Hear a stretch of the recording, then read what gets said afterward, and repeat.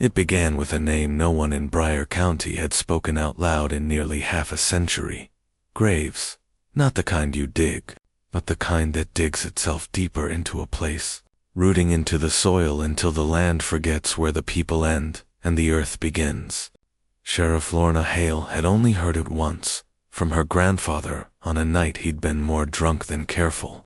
He leaned close to the wood-burning stove, shadows trembling on the wall behind him, and whispered, "Some families aren't meant to die out. Some learn to hide instead." She had been 8 then, too young to understand why he kept glancing at the windows, checking the locks, flinching when the wind shifted. But she remembered the way he said their name, the way the flames cracked at the exact moment he whispered it. Graves, like the syllables carried weight, like the mountain knew it was being spoken of. Now, 27 years later, she heard it again, this time over a scratchy radio call from a pair of hikers who were screaming more than talking. They'd found something along Ridgeline Trail, something wrong, something that moved, but didn't move right. The call cut out before dispatch could get a location. By the time Lorna arrived at the trailhead, she found only their packs, torn open and scattered, a compass with the needles spinning in lazy circles, and the forest standing very still. She walked deeper than she should have, boots sinking in moss that felt strangely warm underfoot. The further she traveled, the more the wood seemed to lean inward, branches knitting into a canopy thick enough to swallow the light. Her radio hissed and died. Not static, just nothing. The kind of silence that felt intentional. Then she saw it. A rope swing hanging from a crooked oak, swaying gently even though the air was dead. The rope was frayed, dyed a dark brown from decades of weather. But the seat, the wooden plank, looked newer, almost like someone had replaced it recently. Lorna stepped closer, breathing slow and steady, her hand brushing against the grip of her holstered gun. There were carvings etched deep into the wood, a spiral first, tight and perfect, then a symbol beneath it, a simple G. When she ran her thumb over it, it felt almost warm, like someone had carved it yesterday. Behind the swing, half buried in leaves, sat a small wooden box. It was handmade, corners uneven, lid tied shut with twine. Against her better judgment, she crouched and flipped it open. Inside lay a single Polaroid photograph. The picture was washed out, taken decades ago, but the faces of the people in it were unmistakably human, and yet off. Their eyes too close together, their jaws slightly skewed, a family lined up in front of a rundown cabin, each one with the same expression, blank, almost serene, like they didn't understand the concept of fear. On the back of the photo, written in shaky pencil, were 5 words: "They never learned to leave." She slipped the photo into her pocket and stood still, listening. There was movement deeper in the brush, light, hesitant steps. More than one pair, maybe 3, maybe 4. She called out, "Sheriff Hale, if you're out here, speak up." Her voice cracked on the trees and died quickly. No one answered. The steps retreated, soft at first, then suddenly fast, scurrying like something on all fours. The forest exhaled, and Lorna backed away, never taking her eyes off the tree line. She decided she'd seen enough for one night. But when she turned to leave, she noticed something else. Her footprints were gone. The moss had smoothed over, erasing every trace of her path. She spun a slow circle, heart pounding. The woods were the same and not the same. The trail behind her was gone. The swing was still there, but it wasn't swaying anymore. It hung perfectly still, as if held in place by unseen fingers. A faint humming rose in the distance, low, rhythmic, almost like someone singing without opening their mouth. Lorna stepped back instinctively. The humming grew louder, not closer, just louder, like it filled the air. She pulled her flashlight from her belt and scanned the forest. The beam caught something. No, someone crouched between the trees. A figure, pale and thin, limbs long and twisted from years of malnutrition, or something worse.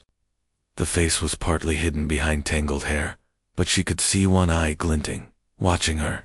Not blinking, another figure appeared behind it. Then another. All of them half hidden, their bodies turned slightly sideways, always angled the same way toward her. Like their necks didn't move normally. Like turning fully required effort they weren't built for. Her breath caught. These weren't hikers. These were people who'd lived here too long, away from sunlight, away from society, shaped by isolation and repeating bloodlines like clay, molded by a trembling hand. Graves. The name burned in her mind like a brand. She stepped back slowly. The figures leaned forward as she moved. Not stepping, leaning. Their eyes stayed fixed on her, unblinking. Like prey animals waiting for the right moment to bolt or pounce. The humming stopped, and the silence that followed felt like the night itself was holding its breath. Then, a voice faint, thin, broken by years of disuse, whispered from the dark, "You shouldn't speak our name." Lorna froze. The voice wasn't coming from the crouched figures. It was coming from behind her. She turned slowly, pulse thundering in her ears. Standing on the trail, no more than 10 feet away, was an old woman with hair white as cobwebs, skin as thin as parchment. Her clothes were old-fashioned, patched together from scraps. Her eyes were cloudy but focused. Sharp, too sharp. "You don't belong here," the woman said, though her lips barely moved. "Our land keeps what it takes." Lorna tried to speak, but the woman lifted a trembling hand, and the forest seemed to shift around her. The moss rippled like water. The trees creaked inward. The figures in the dark stepped back as if obeying some silent command. "You carry the picture?" the woman rasped. "You saw the sign. That means it's already begun." "What's begun?" Lorna managed. The woman's head tilted at an unnatural angle, vertebrae cracking like brittle sticks. "You've been chosen to remember us." The forest groaned. The lantern she'd left at the trailhead miles behind flickered to life in her mind, like a memory pulling her backward. The humming returned, deeper this time, pulsing with the rhythm of a heartbeat. She took a step back. The woman smiled, a thin, impossible smile. "Once the graves see you," she whispered, "the mountain does too." Something snapped behind Lorna, a branch breaking under weight. Heavy weight. She didn't turn to see what it was. She ran. The forest shifted under her feet, trails appearing where there hadn't been any, disappearing the moment she passed. She heard footsteps behind her, soft, synchronized, almost playful. She didn't look back. She didn't have to. She knew the graves were following. They didn't chase like hunters. They followed like shadows. When she finally reached her truck at the base of the ridge, she slammed the door and locked it. Her hands shook so violently she dropped the keys twice before getting the engine started. In the rearview mirror, illuminated by the truck's taillights, stood the old woman. Behind her, half hidden in brush, crouched the pale figures, eyes reflecting like animals. The woman lifted a hand, not waving, just pointing at her. Then the lights flickered. When they steadied, the road behind her was empty. No woman, no figures, nothing. But on the passenger seat beside her was the Polaroid she'd taken from the wooden box. Only now, there was someone new in the picture, her standing in front of the cabin beside the graves. Family. And her eyes in the photo were blank, as if they'd already taken something from her, something she hadn't realized was missing yet. Lorna didn't sleep the night she fled the mountain. She tried. She'll lay in bed with the curtains drawn tight, the Polaroid face down on her nightstand, her badge tossed somewhere on the floor. But each time she closed her eyes, she saw the old woman's clouded stare in perfect clarity. Closer than before, like the memory had moved toward her while she rested. By dawn, she realized sleep wasn't coming. Not for a while. She brewed coffee she didn't drink, and stared at her reflection in the darkened window. Something felt wrong. Not outside her home. Inside. She couldn't explain it. a heaviness behind the eyes, a faint pressure at the back of her skull, like someone standing just behind her, breathing gently on her neck. She turned quickly. Nothing, but the feeling lingered. At 7:12 a.m. sharp, 3 knocks rattled her front door. Not panicked knocks, not friendly ones. Slow, spaced knocks, like someone keeping time with their own heartbeat. She waited, hoping whoever it was would leave. When the pattern repeated, she forced herself to check the peephole. Nobody stood there, just the empty porch, pale blue in morning light. She opened the door cautiously and looked down. A strip of bark had been left on the doormat, freshly peeled, still damp. On the underside, carved with something sharp and uneven, was the spiral she'd seen on the swing in the woods, and beneath it, a single letter. G. Her gut clenched. She scanned the yard and the tree line beyond. Nothing moved, but the air was too quiet, as if the world was holding itself still to listen. She took the bark inside and laid it beside the Polaroid. The photo had changed again. She picked it up with trembling fingers. The image now showed her standing closer to the Graves family, closer than before. Her hand almost touched the shoulder of the man beside her, a long-faced figure with sunken eyes and a slack, crooked smile. And though she knew the image was decades old, his hand seemed to be rising slightly in her direction, as if the picture had captured a moment in motion. She dropped it instinctively. The phone rang, shattering the silence. Deputy Marcus held his breath on the other end, speaking fast. "Sheriff Hale, I think you need to get down here. Something's going on at the station." When she arrived, half the officers looked like they hadn't slept. The other half looked like they wished they never had. Marcus pulled her aside and lowered his voice. "You remember the hikers from yesterday?" he asked. She nodded. "We found a note at the trailhead, just lying there." He unfolded a slip of paper, too clean to have spent a night in the woods. On it was the same spiral, and beneath the symbol, "She saw us." Her stomach dropped. Marcus continued, "And this part, I don't know what to make of it." He handed her a second sheet. It listed the hikers' names, phone numbers, addresses, all crossed out in heavy strokes. But at the bottom, written in small, shaky handwriting, was her name. Lorna Hale. Nothing else. No address. No notes. Just the name. As if that alone was enough. "Who brought this in?" she asked, voice thin. "It wasn't brought in," he said quietly. "It was found on your desk, inside your office. Door locked, windows locked, alarm not tripped." Something in her chest tightened. It felt like being watched from the inside. She dismissed Marcus and closed herself in her office, sliding the blinds shut. She reached for her desk drawer only, to find it already open. Inside, someone had placed a small, leather-bound journal. She hadn't owned any journal. The cover was brittle, cracking at the edges, and a date had been etched faintly in the corner. Her pulse quickened. She opened to the first page. Property of Elias Graves. The handwriting was jagged, frantic, the edges of certain letters scratched deep enough to tear the page. She read the first entry. "We keep to ourselves. The mountain provides. Outsiders bring sickness, ruin, and eyes that look where they shouldn't. We were born of the hills, and the hills know us. The curse is not punishment, it is protection." The next entry, "One left us today.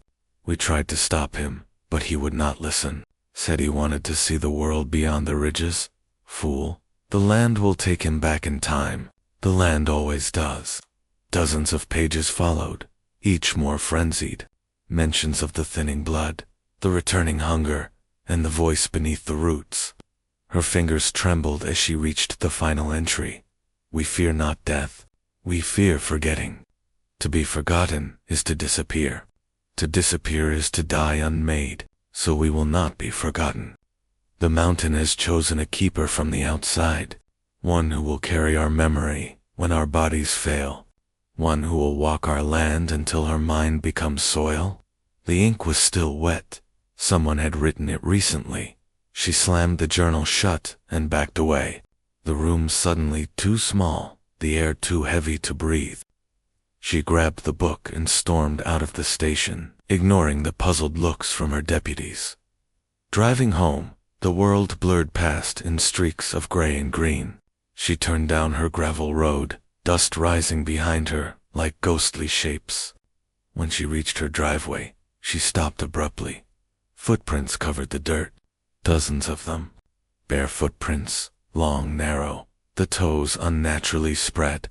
They circled her house, trailed beneath her windows, led up to her door and back into the woods. None were hers. She swallowed hard and stepped out of the truck. Something was taped to her door. A Polaroid dot. She hesitated, then pulled it free. It wasn't old. It wasn't faded. It was taken this morning. In the photo, she stood in her bedroom, facing the camera, eyes blank and unfocused, as if she had been sleepwalking. Behind her, barely visible, in the far corner of the room, a pale figure crouched low to the floor, half hidden in shadow. Her knees buckled. She staggered back, dropping the photo. When she bent to pick it up, she felt it before she heard it. The shift in air pressure, the quiet thud of something stepping out from the tree line. She straightened slowly. A figure stood between the trees. Not the old woman this time. Not one of the gaunt watchers. This one was a man, broad-shouldered, taller than any of the others. His face was obscured by long matted hair, but she could feel his gaze pierce through it, fixed directly on her. He lifted one hand. In his palm lay her house key. Her blood ran cold. She took one step back. He took one step forward. The wind died. The woods fell silent, and then, without warning, every door and window of her house behind her unlocked themselves. One by one. Soft metallic clicks echoing like a countdown. She turned to run, but the man was suddenly closer than he should have been. Too close. The distance he covered in a second wasn't human. Wasn't possible. He opened his hand. The key dropped into the dirt, and in a voice that sounded like soil shifting after a burial, he whispered, "You're already home." The ground beneath her feet trembled. The trees began to hum, and from somewhere deep within the forest, dozens of voices whispered her name in unison. Lorna froze, because they weren't whispering for her to come.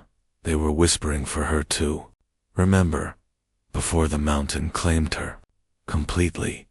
Lorna didn't remember walking inside her house, but she found herself standing in the hallway with the door wide open behind her, the early evening light stretching long shadows across the floor. The house smelled wrong, like wet bark and old leaves left to rot beneath snow. She closed the door slowly, feeling the wood pulse faintly under her fingertips, as if it were breathing in time with her. Her house key still lay outside in the dirt. She hadn't picked it up. She didn't need to.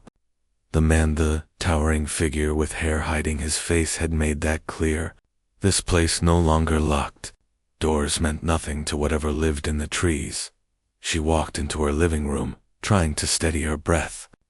The Polaroids she'd collected from the Graves Hollow now lay scattered across her coffee table, though she hadn't placed them there.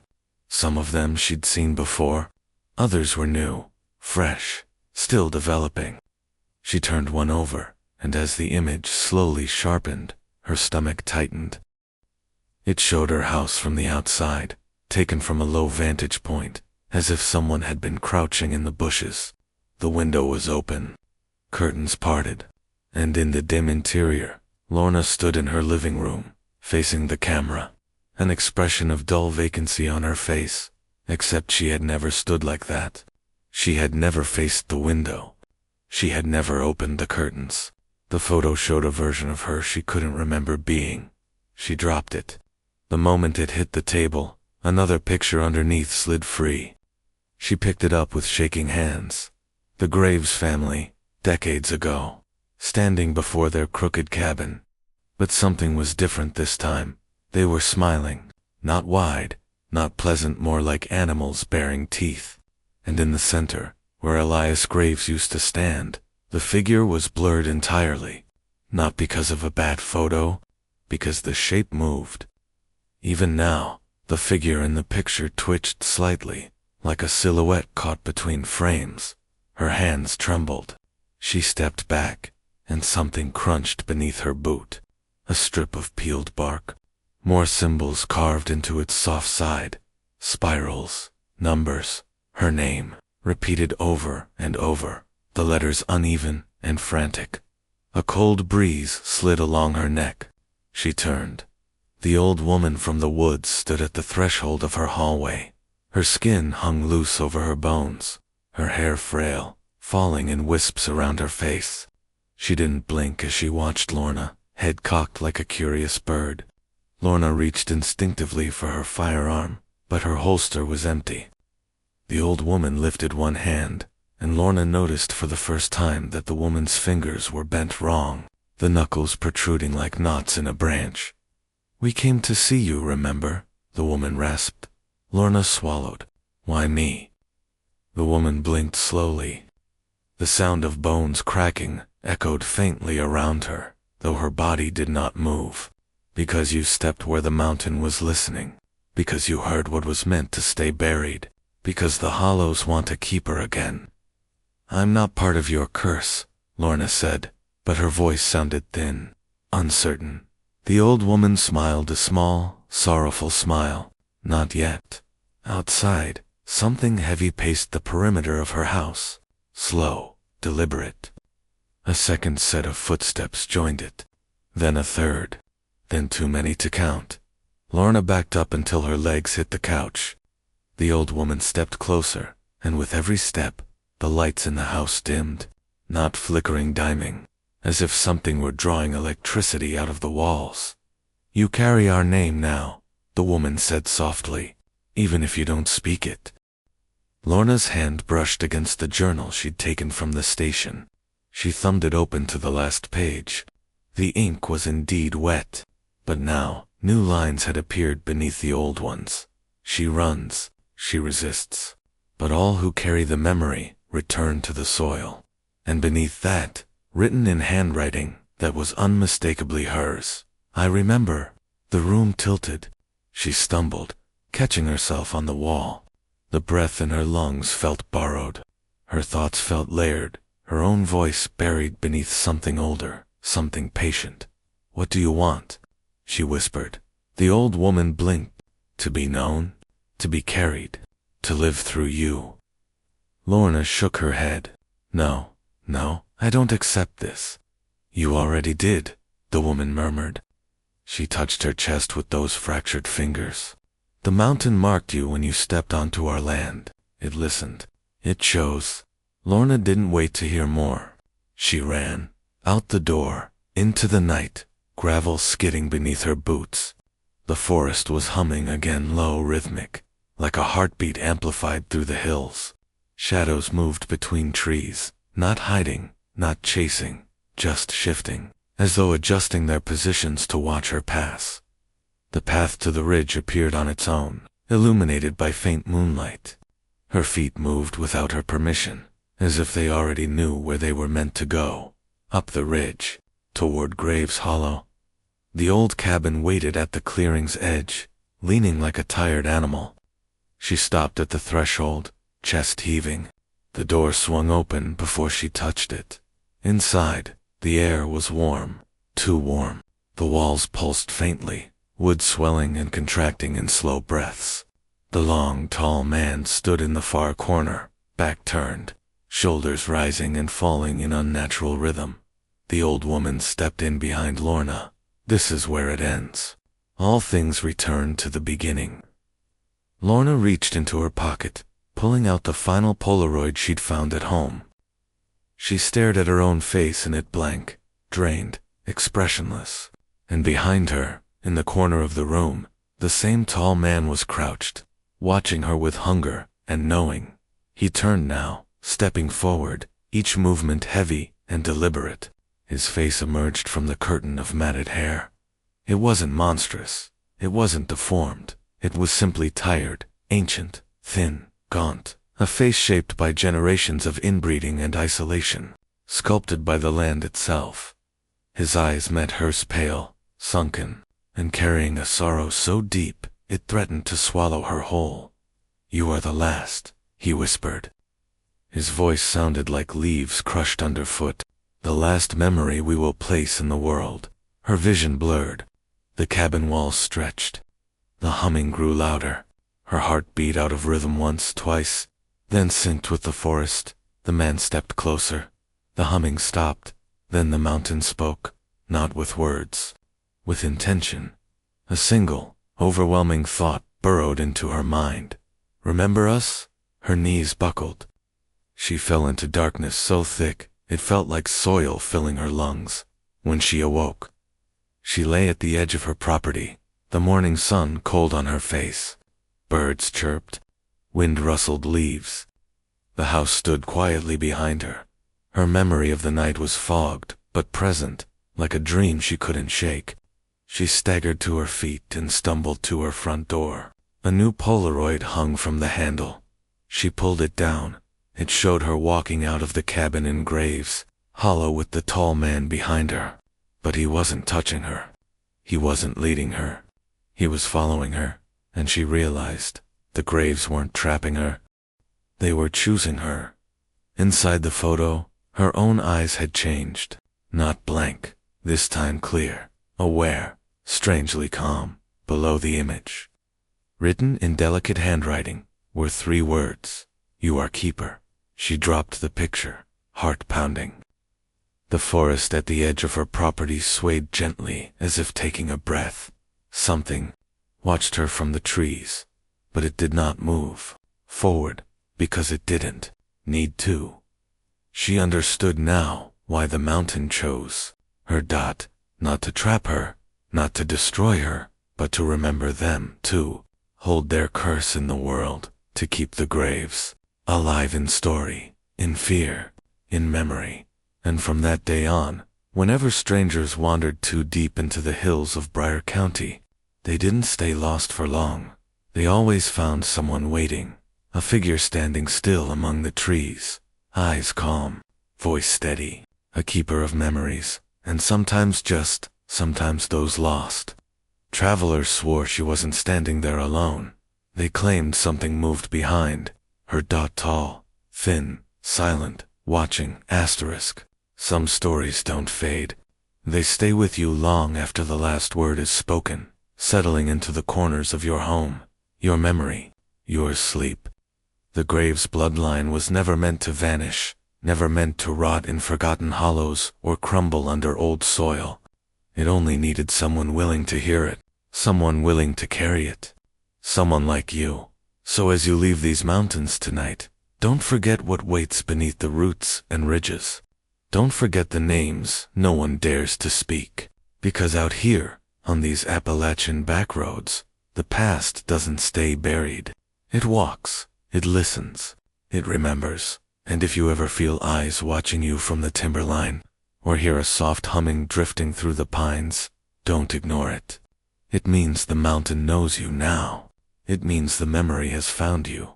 If you want more stories like this, more curses, more forgotten bloodlines, more shadows moving through America's lost places, stay close, keep your lights low, and whatever you do, don't wander too far from the path.